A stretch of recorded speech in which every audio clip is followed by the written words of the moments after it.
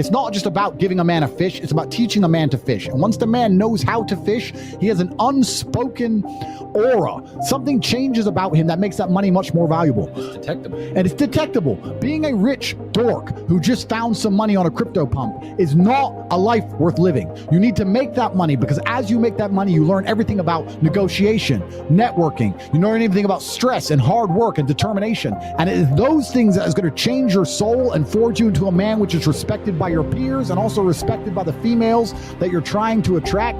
And they're going to look at you in a way where they're going to know, I can actually trust this man. He didn't find this money. He didn't get this money lucky. He earned it. He's the kind of man who never fails and never loses. And that's why it's so important that you earn money. Even if I could give you all $1 million right now, I wouldn't do it. It wouldn't be good for you. It would be detrimental for you. Most of you are not ready for wealth. You have to go out there and earn it yourselves. Being average is not acceptable anymore. At all.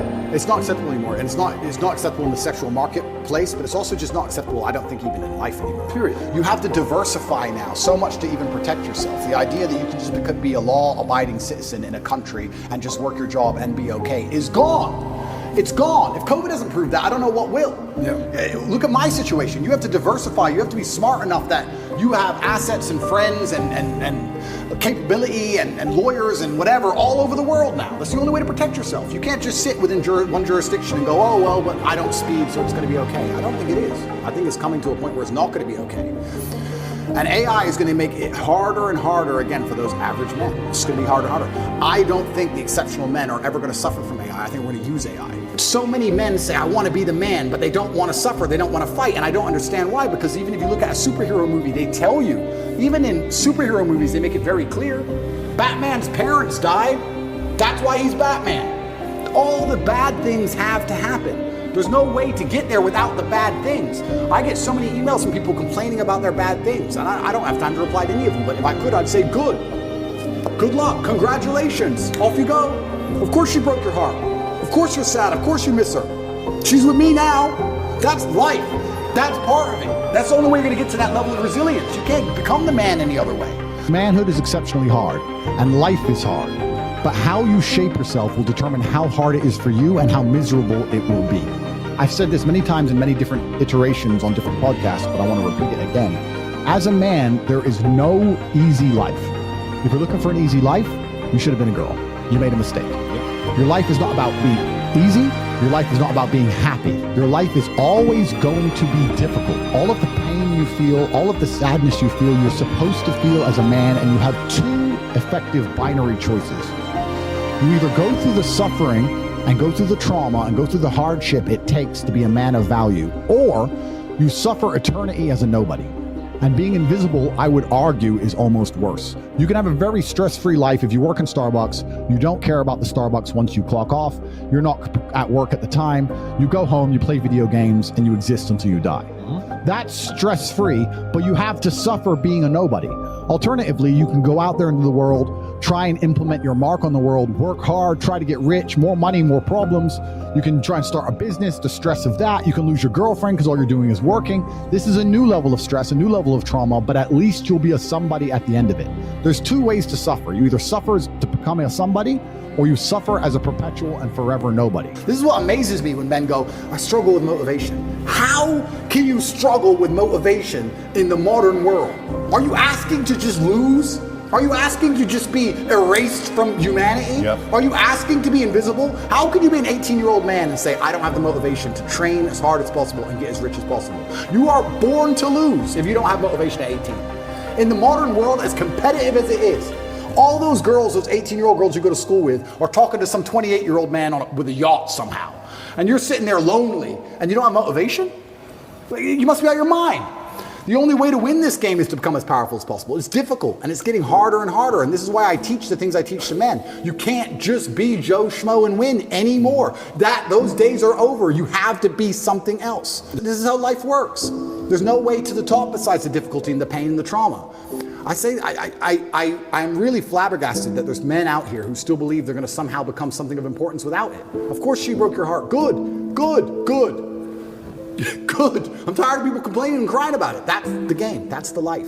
Emotions are extremely important. I don't like that a lot of men are out here saying, don't feel emotions. No, feel emotions, be stoic, control them, but master them. But you're a human. And as a human, you need to have some degree of emotionality about you, and women will respect you if you have a range of emotions that they can detect, that they know are used in the right way, at the right capability that you can control, that allow you to be the most competitive version of yourself. It's amazing how what goes around comes around. It's truly amazing. If you're good to people, if you're generous to people, if you're helpful to people, you'd be amazed how much influence you can build up. I say this to people all the time. I don't think if you're a hardworking person who is honest, who shakes hands, who tries to learn, who does what they're supposed to do, who has a good heart, that you're truly, really not going to be able to get what you want. I think the universe is absolutely and utterly giving. When I see somebody who says they want something and they don't have it, I don't even think they truly even want it. You can have anything you want in the world. When a guy goes, I want a six-pack, then why ain't you got one? If you wanted it, you'd have it. You'd like it. There's a bunch of things I'd like that I don't have, but I don't want them. Everything I've ever wanted, I've got. I've never wanted something and not had it. We all know what we're talking about here. There's things we'd like. I'd like to be able to figure skate. Not enough to go learn to figure skate. Ego is extremely important. It's either a superpower or it's your detriment. If you have an ego that you work hard to justify, then it is a superpower. If you're egotistical and say, I deserve the best possible version of humanity and I want people to respect me, so I'm going to live a life and do things that make it impossible to disrespect me. I'm going to get in the cage and I'm going to win all my fights and I'm going to work hard and drive the best car and I have a nice big apartment and I'm going to have important friends that allow me to do very important things and I'm going to live a life of freedom because I believe I deserve that. That is a healthy ego which can help any man on earth.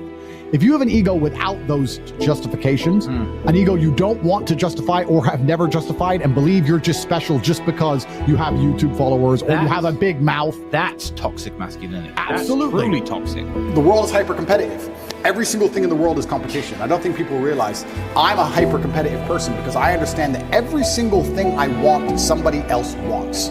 The girl I want, other people want. The car I want, other people want. The house I want, other people want. The lifestyle, the jet, every single thing you want, somebody else wants. It's a massive competition. As a man, you have two choices. You either accept that as a massive competition and try and play the game, or you just try and pretend it's not a competition and live in perpetual failure. You have to wake up and say, you know what, I am the man. I'm going to show everyone. And then how do you show everybody you're the man? You make the brave choice. What did I say earlier about bravery? How it radiates on you, how it can be seen in your eyes. That is how you have an ego which is helpful to your life. And that's how you have an ego which actually genuinely exudes confidence as opposed to exuding insecurity. First things first, you need to be worthy of respect. And you're going to be worthy of respect through having things which are difficult to acquire. So first things first, the basic things, you need to be very focused on trying to make money because people listen to you when you have money. They just do. Secondly, you need to be in fantastic physical condition because when you're in fantastic physical condition, it cannot be bought. It must be earned. And people know that. When you're in, I don't know about you. If someone walked in to sell me something and they were obese, I would not trust them the same as if they were in fantastic physical shape. Because I'd say, I don't think you have dedication and heart. I don't think there's something about you that I just wouldn't trust you the same. So fantastic physical condition and money is the first thing. The second thing, whatever your ideas are, you need to learn how to communicate them. Speaking is a superpower in and of itself. You need to become a fantastic communicator. You need to be comfortable in all realms of communication. You need to be persuasive. You need to be comfortable arguing. You need to be good at debating. There's a lot of people out there in the world who have ideas that they can't even project into somebody else's mind. How are you going to rule the world with that? How are you going to get your ideas out there and make an influence if you can't make other people understand exactly what you think? That's the first thing. Second thing, once they understand exactly what you think, you need to make them agree with what you think. These are two different skills. Must be practiced and must be learned. If you're 20 years old and you want to change the world, you need to be having endless debates. Endless. Without resorting to name calling, not on Twitter like a dummy, in person. And you need to come across in a way that people agree with you. You can catch more flies with honey than hurting people sometimes. So you need to be good at everything. You need to have a Swiss Army knife of tools. I know when to be intimidating or aggressive. I know when to come across as obtuse. I know when to come across as exceptionally open-minded and easy to understand. I know when to come across as understanding. I know all these things. This all has to be practiced. And a lot of it is, communication. I would say, you're going to say to a 20-year-old who's truly exceptionally driven, I'd say you need to become a master communicator. Because once you can do that, you can do anything. And that fixes all the other problems, right? You talk about making money. If you're a master communicator, you do fantastic in sales. You'll kill sales. You'll absolutely destroy sales if you're a master communicator. Another thing that's really important, I want to talk about it, is that men need to have respect for women's emotional needs. Because we talk about provide and protect for them, but women are emotional creatures and sometimes they're going to get upset. Yeah, providing is more than just financial. Sometimes they're going to cry. Sometimes they're going to be illogical. Sometimes they're going to be sad. Sometimes they're going to call you and they're going to give you a headache. And you need to be man enough to deal with that and make her feel better. And you need to be stoic enough to not get annoyed by it and just be the rock she wants. The difference between men and women is if I call Tristan with a problem, we start talking about the solution. If a woman calls you with a problem, they don't often want to talk about the solution. They want to complain about the problem first. Yeah. That's the reality of it. So let them complain. Don't get upset about it. Don't scream about it. Don't cry about it. You need to be stoic enough, even though you're busy dealing with your entire empire and you have so much going on, and you don't understand why she's calling you over some tiny little issue. You need to be a man enough to make her feel emotionally secure. Women's emotionality cannot be ignored, because I'll tell you something that's really interesting about men. We're super hypocritical. We complain when a woman acts crazy, right?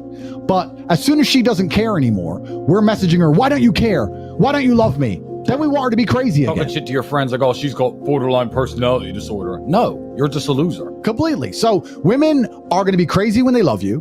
And as soon as they don't love you, they're going to stop being crazy completely. And then you're going to wonder why she doesn't give a shit at all. So you're going to have to be able to provide a degree of emotional security and emotional safety net. And you do that being stoic enough to understand her moods and deal with her emotional needs without fighting with her all of the time. You don't have to take it so personal. As a man, you have to be accountable for absolutely everything. Every single thing that happens is your fault.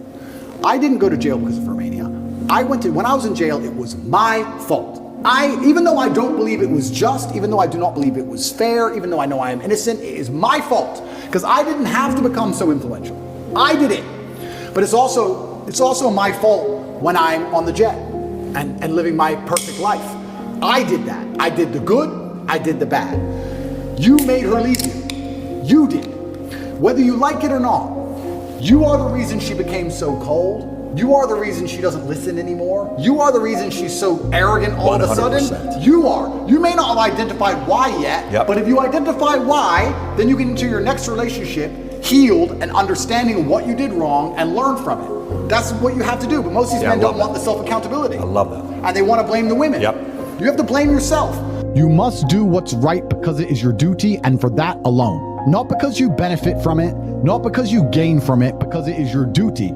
Tristan and I do many things to our detriment, like talk on the internet. We don't need money. We don't need to help you. We don't need to save your life, to our detriment. But we believe it's our duty to educate people, because we understand we have a massive platform and a lot of young boys are looking up to us, and there's a lot we can teach. And also, your word is your duty. I have said I'm not going to quit. I have said I'm going to keep talking. If I say something, I do it. So your word immediately becomes your duty. Never break your word and never go back on what you said. If you want to be charismatic, like I said earlier, you need to have honor, doing what's right because it's your duty. You need to honor your word. You need to be reliable, dependable, and loyal, and never stab anybody in the back. You also need to work on being likable. And that doesn't mean being a bitch, doesn't mean being a cuck. It means doing the things we were saying earlier about exuding honor and bravery, etc. But being likable is a superpower. You need to work on yourself in all realms. Yes, your physical capability. Yes, your financial resource. Yes, your network. Yes, you need to have stories. You need to be charismatic, but you need to be likable as a person. There has to be losers for there to be winners. And I have no problem with there being losers on earth, because I'm going to sit here and perpetually win. And if you are too lazy to go to the gym and become a man of genuine fortitude, when people look at my body, they know I'm a disciplined, motivated person. It's impossible to have a body like mine without being those things. If you want people to look at you and think you're lazy and stupid, because that's what they think of fat people, unfortunately, then you're going to have to sit there and just accept it and think, I don't care enough about people thinking I'm lazy to get up and do anything about it. Then stay fat. Women will think you're lazy. I'll think you're lazy. Everyone you interact with for the rest of your life will think you're lazy. And that's fine.